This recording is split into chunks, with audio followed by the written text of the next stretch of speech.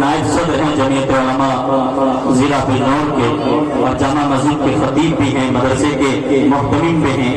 और कई तंजीमों के जिम्मेदार हैं। जी इस्तादात आलिम दीन हैं, हजरत तशरीफ लाए और खुद को इस्तेमालिया पेश फरमाए। वाईफाई किसका था भाई? हॉटस्पॉट कौन दे रहा था? मत कर रहा पासवर्ड। ये एयरटेल है? हाँ एयरटेल। देखा ना, खोलना हॉटस्पॉट। मेरा वाला नहीं काम कर रहा। अरे भाई आपका कुछ हो ही नहीं रहा होना हॉटस्पॉट।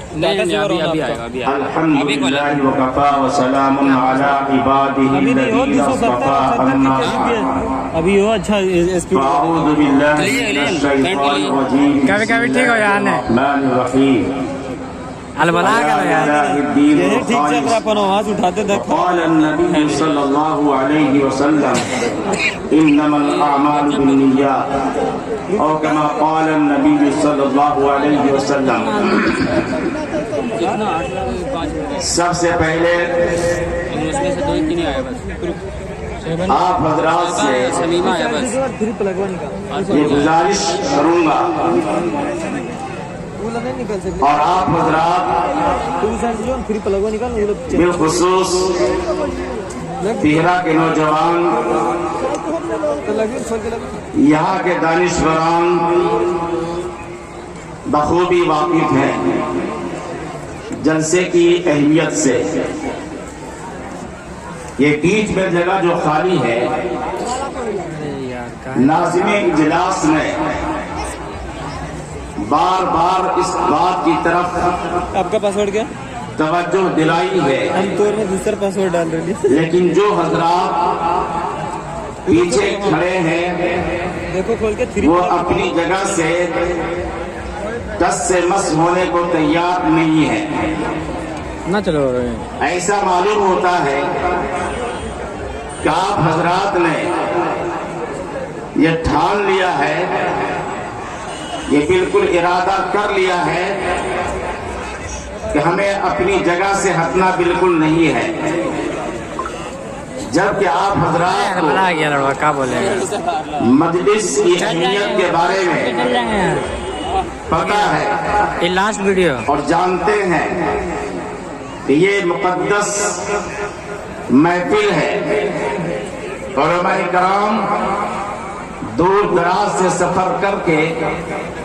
यहाँ पर तशरीफ फरमा है, चलो पता नहीं, और आप हजरात को चाहिए आपका हॉटस्पॉट ऑन हो, उलमाए किराम के हम करीब हो, क्या हो यार, दूर न रहें, करीब से करीब होकर पासवर्ड क्या? ज़ियारत करें, 810 देखें 810, और अपनी तवज्जो को मरकूज करें, और सारी तवज्जुहात जलसे की तरफ। उलमाए कराम जिन बातों को और जिन बातों की तरफ निशानदेही और तवज्जो करें, उन बातों की तरफ तवज्जो दें, ध्यान से सुने। देखिए, अभी भी इतनी बातें कहने के बावजूद हमारे मुखिया सफदर साहब आप हजरात से बार बार कह रहे हैं, लेकिन वो जगह बिल्कुल खाली है, दाहिने साइड में खड़े हैं, लेकिन आप हजरात की तरफ से हटने को तैयार नहीं है। इसलिए आप हजरात से गुजारिश करूंगा, और हमारी ख़वातीन ये बिल्कुल बीच में जो आ गई हैं, ये बिल्कुल अदब के खिलाफ जो है, नामुनासिब है। वो आए एक साइड में हो जाए, और ये बिल्कुल जायज भी नहीं है, मुनासिब नहीं है कि मर्दों की भीड़ में और बीच में खवातीन आ जाए। मैं गुजारिश करूंगा कि वो एक साइड में जिस तरह से पहले जहाँ खड़ी थी या बैठी थी वहीं बैठ जाए। पढ़ना चाहिए, लेकिन अभी इसका मोहतरम हजरात, आप हजरात आप प्रोजेक्टर लाओ, मैं चलवा देता हूं। बिलखुसूस हमारे मुक़्तदर उलमाए कराम, चलो करो, हाँ चलो, दूर दराज से तो बोले भाई यहाँ बैठे हुए हैं, सऊबते सफर को बर्दाश्त करके यहाँ पर कदम रंजा फरमाया, कौन चलो हिलाओ तो कट जाओ। तशरीफ फरमा हुए अराकीन कमेटी की तरफ से मैं आप हजरात का इस्तेमाल करता हूँ। हम खुश आमदेद कहते हैं कि अल्लाह तबारक व तआला आप हजरात की आमद को बेहद कबूल फरमाए। मेरे अजीज दोस्तों और बुजुर्गों, मुझे जो कहा गया है और जिस बात को लेकर के मैं हाजिर हुआ हूँ, जरा तवज्जो के साथ आप हजरात सुने और सुनने के बाद आपको अंदाजा हो जाएगा कि इल्म दीन की कितनी बड़ी अहमियत है। और इल्म दीन ना हो किसी की जिंदगी में तो उनकी जिंदगी कैसी होती है और किस तरह से गुजरती है वो सभी को मालूम है। मेरे दोस्तों और बुजुर्गों, पीरा की सरजमीन पर जब कोई आलिम नहीं, कोई हाफिज़े कुरान नहीं और कोई रुश्द व हिदायत की बात करने वाला फर्द मौजूद नहीं था, यहाँ पर लोग शिर्क व बिदअत में मुब्तला थे, जिहालत की तारीकी में डूबे हुए थे और उनकी जिंदगी ऐसी हो गई थी कि जिसे हलाल और हराम में फर्क पैदा करना मुश्किल हो गया था। गैरुल्लाह की परस्तिश में मुब्तला थे, सुन्नत नबवी से कोसों दूर थे। ऐसे मौके पर और ऐसे पुरखतर माहौल में अल्लाह रब्बुल इज्जत ने अजीब गरीब इंतजाम किया। तारीख संभालने से ये मालूम होता है कि पीरा की सरजमीन पर नेवादा जिले से रहने वाला एक शख्स से वो मर्द मुजाहिद खुदा तरस इंसान जिसे मौलवी मौला बख्श कहा जाता है, और वो कैसा इंसान और किस सिफत के मालिक थे आप हजरात को मैं अच्छी तरह बतलाता चलूं। वो शेखुल इस्लाम मौलाना हुसैन अहमद मदनी रहमतुल्लाह अलैह से मुरीद थे। इस्लाह नफ्स का ताल्लुक शेखुल इस्लाम मौलाना हुसैन अहमद मदनी रहमतुल्लाह अलैह से कायम रखा था। ये तारीखी बात आज दोपहर में यहाँ के साबिक मुहतमी हजरत मौलाना हुसैन अहमद कासिमी ने बतलाया। उनके सामने ये बात रखी गई। उन्होंने कहा कि मौलवी मौला बख्श सिर्फ मौलवी ही नहीं बल्कि हजरत शेखुल इस्लाम मौलाना हुसैन अहमद मदनी रहमतुल्लाह अलैह से मुरीद थे। उनके दिल में जज्बा और उनके दिल में शौक पैदा हुआ कि ऐसी जगह जाएं और तलाश करें जहां पर लोग इल्म दीन से बिल्कुल नावाकिफ हों। और ये कहा जाता है कि जिस तरह से ख्वाजा मोइनुद्दीन चिश्ती रहमतुल्लाह अलैह को अल्लाह तबारक व तआला और जिस तरह से इल्हाम हुआ है और वो अरब के इलाके से सफर करके हिंदुस्तान तशरीफ लाए ताकि यहाँ पर रह करके जहाँ पर इल्म और जहाँ पर लोग जिहालत में मुब्तला है और यहाँ पर इल्म की रोशनी से इन सब को क़ुलूब को मुनव्वर करे। इसी तरह से उन्होंने भी जगह को तलाश किया और उनका दिल और उनका इरादा ऐसा हुआ कि आप वहाँ से पीरा की सरजमीन पर आपने 10 घंटा लाइव थोड़ी चल। उलमाए किराम और दोस्त और बुजुर्गों, उस वक्त में यहाँ की हालत अजीब व गरीब हालत थी। लोगों के घरों में और लोगों के दिलों में جو جس طرح سے یہ کہا جائے کہ بت پرستی ہو چکی تھی اور ان کے دلوں میں یہ بات گھری ہوئی تھی، یہ بات اور انہوں نے آ کر کے یہاں پر میرے عزیز دوست اور بزرگوں یہاں پر آ کر کے 1925 میں ایک مسجد کی کچی بنیاد رکھی جو آج جامع مسجد پیہرا کے نام سے جانا جاتا ہے، اور وہاں پر انہوں نے اپنے سر پر پتھر کو خود لالا کر کے اور وہاں پر مسجد کی بنیاد رکھ کر کے آپ نے مکتب کو قائم کیا، اور مکتب قائم کرنے کے بعد لوگوں کے اندر علمی شعور اور لوگوں کے اندر تبلیغ اور لوگوں کے اندر نبی پاک علیہ السلام کی سنت کو زندہ کرنے کے لیے اور نبی پاک علیہ السلام کی سنت کو عام کرنے کے لیے لوگوں میں جا جا کر کے گھروں میں جا جا کر کے آپ نے دین کا کام کیا، اور پھر یہاں کے لوگوں کے اندر تھوڑی سی بیداری پیدا ہوئی۔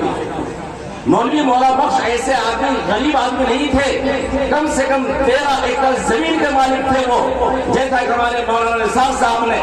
بڑی گہرائی کے ساتھ میں اور بڑی گہرائی کے ساتھ میں اس تاریخ کو مرتب کیا، اور مرتب کر کے انہوں نے پیش کیا ہے کہ ان زمیندار آدمی تھے، لیکن یہاں پر صرف اور صرف لوگوں کے اندر دینی باتوں کو اور دینی تعلیم کو عام کرنے کے لیے وہ زمین فروخت کر کے اپنے اہل و عیال کی کفالت کیا کرتے تھے، اور فی سبیل اللہ مسجد کی بنیاد رکھنے کے بعد امامت و خطابت کے فرائض کو انجام دینے پر مامور ہوئے، اور جب انہوں نے ضرورت محسوس کی کب یہاں سے دینی تعلیم کو کس طرح سے عام کیا جائے اور کس طرح سے اس کو فروغ دیا جائے، تو اسی قصبے سے جناب حافظ عثمان رحمت اللہ علیہ کو بلایا، اور بلوا کر کے آپ نے قرآن کریم کی تعلیم دینے کے لیے منتخب کیا، اور دیکھتے ہی دیکھتے میرے عزیز دوست اور بزرگوں ایک حفاظ کرام کی جماعت پیدا ہوئی، اور میں آپ کو اس چیز میں یہ بات بتلا دینا مناسب سمجھتا ہوں،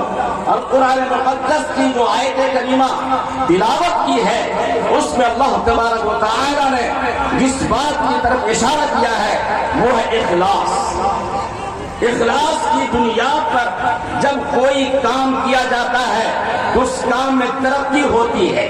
اخلاص کی بنیاد پر جب کوئی عمل کیا جاتا ہے، کوئی کام کیا جاتا ہے تو اس عمل میں اور اس کام میں برکت ہوتی ہے۔ ان کے اندر اخلاص بھرا ہوا تھا، للہیت اور اخلاص کی بنیاد پر انہوں نے آ کر کے یہاں پر اس کام کو شروع کیا۔ میرا عزیز دوست بزرگوں، حافظ محمد عثمان رحمت اللہ علیہ جد و جہد کے ساتھ محنت و مشقت کے بعد آپ نے ایک حفاظ کرام کی جماعت تیار کی۔ آپ کے شاگردوں میں اور ان جماعت میں جو پیدا ہونے والے افراد تھے وہ حافظ محمد صدیق رحمت اللہ علیہ، حافظ محمد رفیق صاحب رحمت اللہ علیہ، حافظ شہاب الدین رحمت اللہ علیہ، اور حافظ جبار صاحب رحمت اللہ ہے جو آج ہمارے درمیان میں موجود ہے، اور حیات سے اللہ رب العزت نے اخلاص کی بنیاد پر ان سے وہ کام لیا ہے کہ دیکھتے ہی دیکھتے پھر وہ جوار میں دین کا بول بالا شروع ہو گیا ہے۔ اور میرا عزیز دوست بزرگوں، چاہے وہ زمین پیہرا کی زمین ہو، چاہے وہ زمین گرگی کی زمین ہو، چاہے وہ کالا پتھر کی سرزمین ہو، چاہے وہ کوہرما کی سرزمین ہو، چاہے وہ مدینے کی سرزمین ہو، جن علاقوں کے میں نام لے رہا ہوں وہاں پر جا کر کے اور دین کی اشاعت کے لیے آپ نے قربانیاں دینے شروع کی ہے۔ حافظ صدیق رحمت اللہ علیہ نے پھر اپنے استاد محترم کے نقش قدم پر چلتے ہوئے آپ نے اس محنت کو جاری کیا، محنت کا سلسلہ آپ کا جاری رہا، اور پھر دیکھتے ہی دیکھتے ایک حفاظ کرام کی ایک جماعت ایسی تیار ہوئی جو آپ رش کریں گے۔ وہ حفاظ کرام کی جماعت جو ہے وہ کون سی جماعت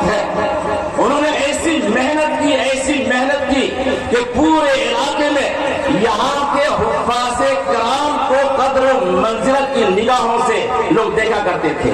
جن میں حضرت قاری غلام رسول صاحب رحمت اللہ علیہ ہیں۔ قاری غلام رسول رحمت اللہ علیہ بڑی خوبیوں کے مالک گانا تھے، سننے میں ٹھیک لگا ہوگا، فن خطاطی کے ماہر تھے، دھک دھک بڑی دھک خوشگوار آواز تھی اور بہترین خطیب تھے اور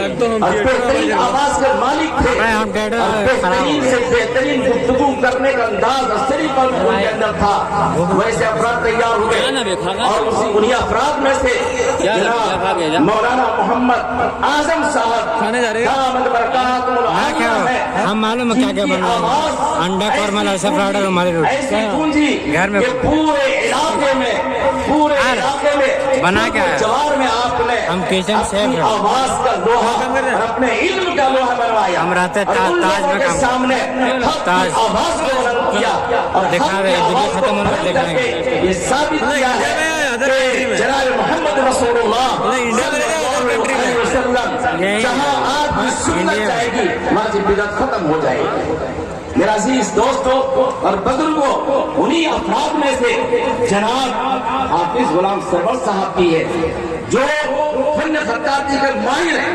بہترین کاتب اور بہترین خطیب جو آج آپ کے سامنے موجود ہیں۔ اسی طرح سے میرے عزیز دوستو اور بزرگوں، دیوبند کے آپ کے حافظ شمیم صاحب ہیں، بازی کے حافظ سلطان صاحب ہیں، یہ وہ افراد ہیں جو پیرا ہی نہیں پیرا کے قرب و جوار میں رہ کر کے آپ نے دینی خدمات کو انجام دی ہے۔ اور میرا عزیز دوست اور بزرگوں میں بہت مختصر کرتا جا رہا ہوں اس لیے کہ وقت کم ہے۔ جب زیادہ ضرورت محسوس کی گئی کہ اب یہاں پر ایسا ادارہ قائم